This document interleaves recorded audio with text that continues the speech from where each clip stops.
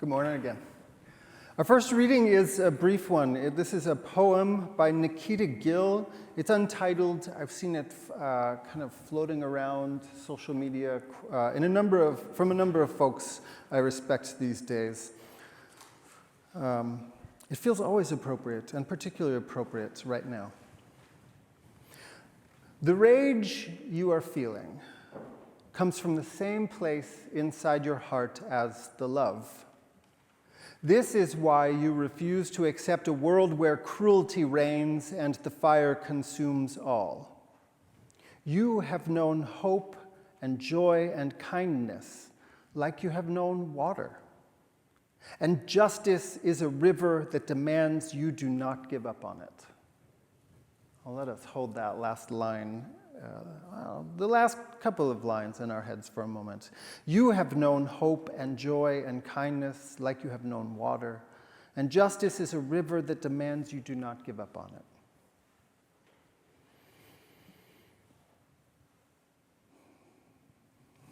And then our assigned Bible reading for the day is brief. It is, as Priscilla said, the story of Jesus' baptism. I'm not talking so much about Jesus getting baptized today, but we should hear this story. This is a day that celebrates a present-day baptism and an old baptism. Then Jesus came from Galilee to John the Baptist at the Jordan River to be baptized by him. John would have prevented him from being baptized, saying, I need to be baptized by you, so why are you coming to me? But Jesus answered him, well, let it be this way for now. It's proper for us in this way to fulfill the scriptures and righteousness. And so John consented. When Jesus had been baptized, just as he came up from the water, suddenly the heavens were opened to him, and he saw God's Spirit descending like a dove, and it landed on him. And a voice from the heavens said, this is my child, the beloved one, with whom I am well pleased. That's our Bible reading. Here's a sermon, straight up confession. I wrote halfway before I went on vacation and wrote the rest when I was done with vacation yesterday. So you'll probably be able to tell where the halves come. That's all right. On August 20th, a woman stood outside the Jacob K. Javits Federal Building on 41st Street in Manhattan. I don't know what her name is. We can hold off on that for just a second, Eli. I'll talk about the picture before we put it up too long. I don't know what her name is, nor do I know the name of the child with her daughter, who is maybe 3 or 4 years old. The woman's got a backpack slung over her left shoulder. Her arms are crossed like she is simultaneously defending herself and trying to hold herself together before the grief makes her explode. Her right hand covers her face and gathers her tears as she leans against the building's granite pillar. The little girl is too young to know that she's supposed to hide her grief from people, so she's also leaning backwards lightly against the pillar, a smartphone in her hand. Her face is crumpled into just a naked expression of grief. My best guess is that the smartphone holds images of her father. Moments earlier, after he had walked out of his immigration appointment in immigration court, he was surrounded by masked ICE officers who whisked him away, while his wife cried out, please help me, and then said, take me too. The picture was taken by Carol Guzzi for Time magazine. It's a powerful witness to the emotional trauma that our government is inflicting in our names these days.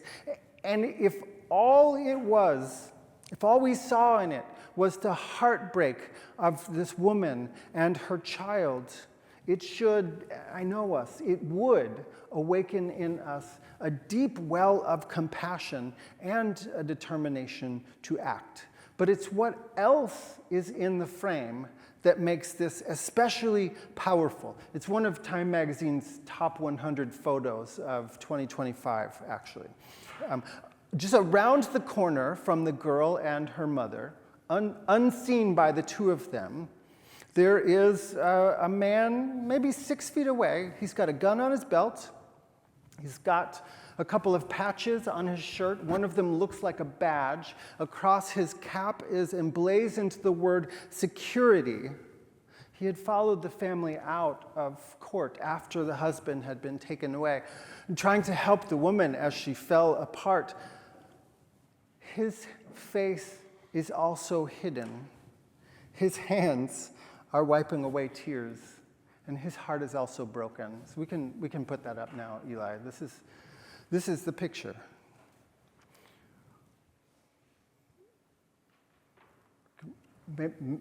Maybe he's got a wife. Maybe he's got a child. Maybe he is imagining being separated from them, or maybe he is separated from him. We can't know any of these from the picture. I don't know any of those things.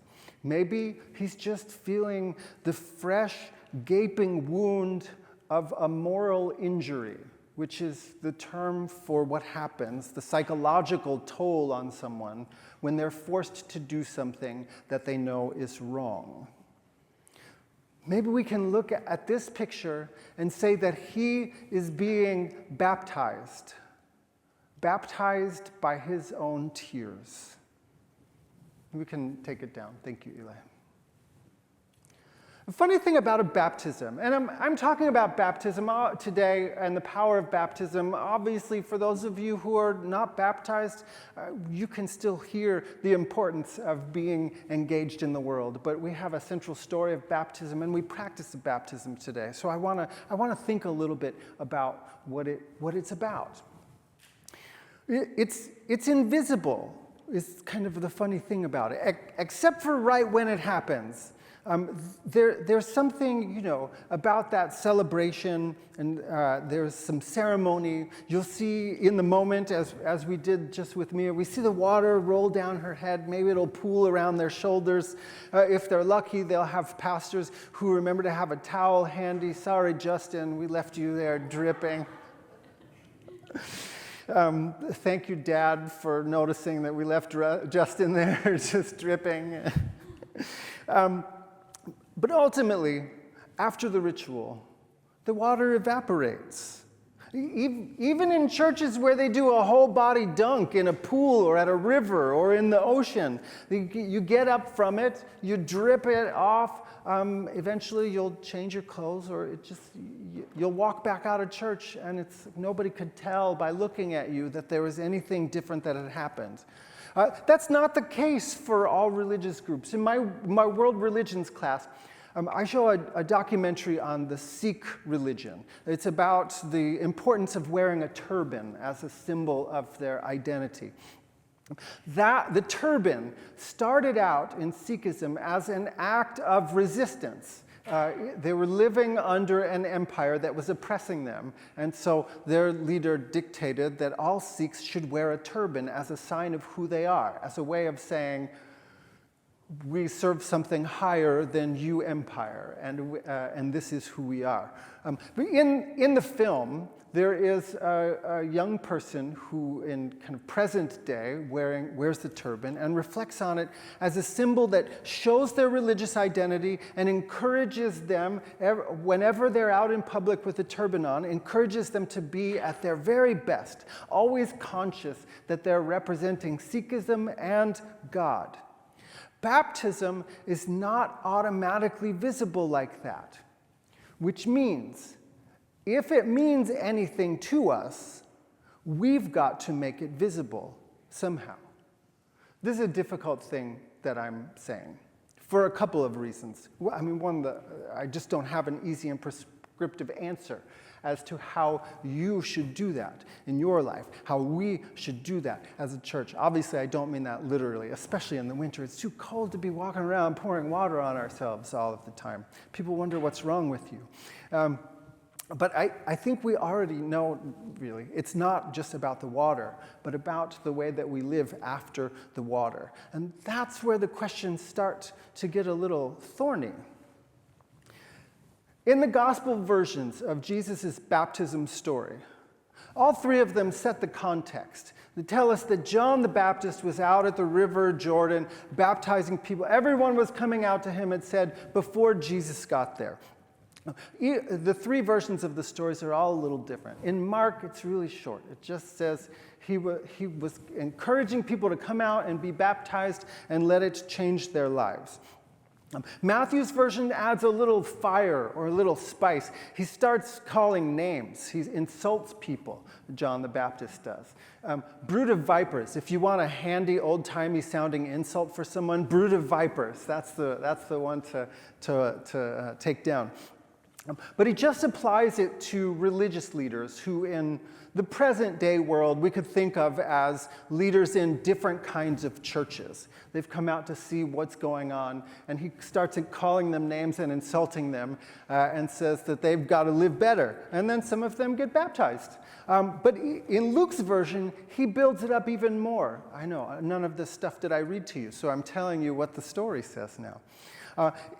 In Luke's gospel, it's not just church leaders that John the Baptist starts calling names. Brood of vipers. I like that one. Whitewashed tomb is another one. That feels a little less direct. People will wonder why you're calling them a whitewashed tomb. Still, if you want a good old-timey biblical insults, those are both things that you can call people. But in Luke's gospel, it's not just church leaders that John the Baptist is insulting. It's everybody that come out to see, which is a weird strategy for church, to have people come out and then start insulting them. But I guess it worked for John. But people heard the insults and said, okay, well, if you baptize us, then what are we supposed to do? How are we supposed to live? And what he says to everyone at large is, if you've got extra wealth, then you need to share it with people who don't have any. And what he says specifically then to tax collectors who say, well, how are we supposed to live? We work for this empire. He says, well, collect only what is prescribed, which he was asking them really to cut their own income at that point. Kind of a risky and radical thing. And then to soldiers, he's looking at soldiers. And they said, well, what are we supposed to do? And he says, well, stop extorting people and don't threaten them, and just be satisfied with the wages that you earn from doing your job. My hunch is that he'd also have something to say about government workers kidnapping people and shooting them in the street. That's another story. But baptism, for John, clearly carries risks. Risks to people's livelihood and to their economic status. It involves sharing and mutual aid and protecting people who are in danger. What might that look like for you if baptism is something that you have held and had and thought about? What might it look like for us as a community that practices this as a ritual?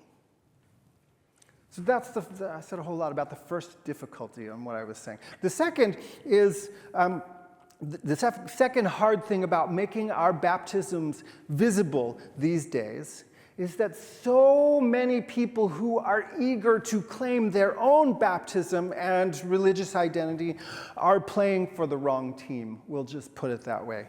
They somehow decided that the message was that those who have extra should try and take even more, as much as they can, that threats and extortion are good, that the lighter one's skin, the greater God's love for them, that love is somehow hateful and hate is actually loving.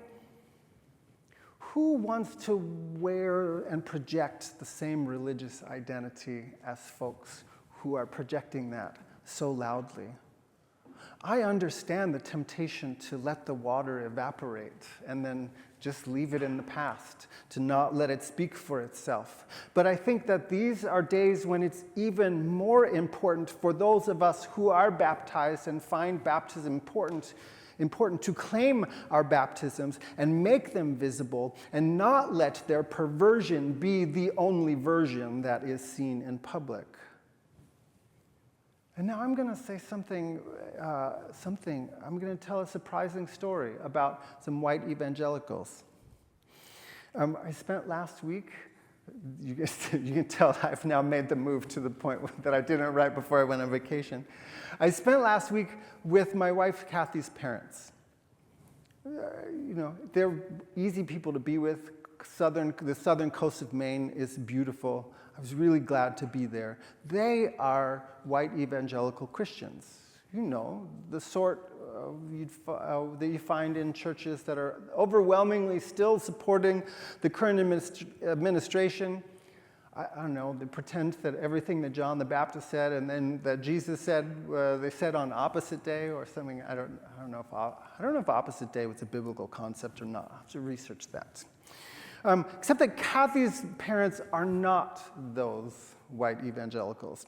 We had a small family gathering that happened while we were there. It was her parents, her brother, his wife, and it included their elder child. That elder child had been, for 27 years, my in-laws' grandson. And about a year and a half ago, that elder child became their granddaughter. She was there with her partner, who is also trans. And we had several hours of shared conversation, warm and lovely conversation about real stuff in their living room, with nary a dead name or wrong pronoun being uttered. That mirrored a family luncheon from several years ago, 4 or 5 years ago, that included the younger grandchild, who at that time had come out as gender fluid and brought a gender fluid partner. And again, there was not a dead name. There was only chosen names being exchanged. Although everybody stayed away from pronouns because it was brand new and they weren't quite sure what they were doing with all of that yet. Nor is it a coincidence that also about 18 months ago, Kathy's cousin sought out specifically Kathy's parents to share about her own ongoing transition. They are Kathy's parents. They're the safe ones in her extended family. They belong to a church where none of this would be okay. They have an extended family where none of this is okay. And yet they create a haven in their home because they have learned that baptism means our circle of care needs to be wider instead of smaller. Even, and maybe especially when we don't understand the identities of the people we're being called to love. They learned that baptism means the first responsibility is love, and the next responsibility is love, and the final responsibility is love. And that is enough for them. That was my week last week. It was a good week. But I'm still thinking about that security guard, about his tears, about how many more times he has been part of scenes like that just since this past August, especially now that ICE is doing less kidnapping off of the streets and more abducting people after the hearings that they show up because they're supposed to show up for them. I hope he is still crying and being baptized in his tears. Because like the poet Andrea Gibson said, we had it on our sign for a while, you gotta let your heart break so that your spirit doesn't. I saw that picture for the first time just a couple of weeks ago when I was at one of those interfaith prayer vigils out front of the ICE building that Senator Haywood hosts every Monday. Someone had shared the picture with him and inspired him, and so he showed it all around to the group that had showed up that day. But he did more than that as well. He showed it to the security guard who was working at the ICE office that day, whose job it was to let people in, to hopefully escort them out after the hearing, to make sure that we don't block the sidewalk too much when we're there for our prayer vigils. Senator Haywood shared that picture with him and talked with him, Jason, the security guard, who said that it's really difficult to do the job that he does and to see the things that he does. What's the answer for someone like Jason? I don't know that any more than I know the answer for any of you. I'm not John the Baptist. I am sure that Jason has that job because he needs it. Can he keep working there, trying to be a humane face in an inhumane system? I sympathize with the quandary of anyone for whom that is the best or maybe even only job they can find. What does it mean for us to remember our baptisms and to make them visible? I won't prescribe the answer for you, but I know that at least one answer is suggested in our baptism questions, in those binders. It's worth reading them again and again, reminding ourselves of what we agree to when we are baptized or when we have someone baptized. I know that it means that any theology that causes people harm is a theology that needs to be let go of, that love is the first responsibility and the one after that and the one after that. And I know that it means the tears of a grieving mother and her daughter and of the security guard who was overwhelmed by their pain are the most sacred waters of all. And that our tears in response, when we have tears in response, also baptize us anew into the broken heart of God.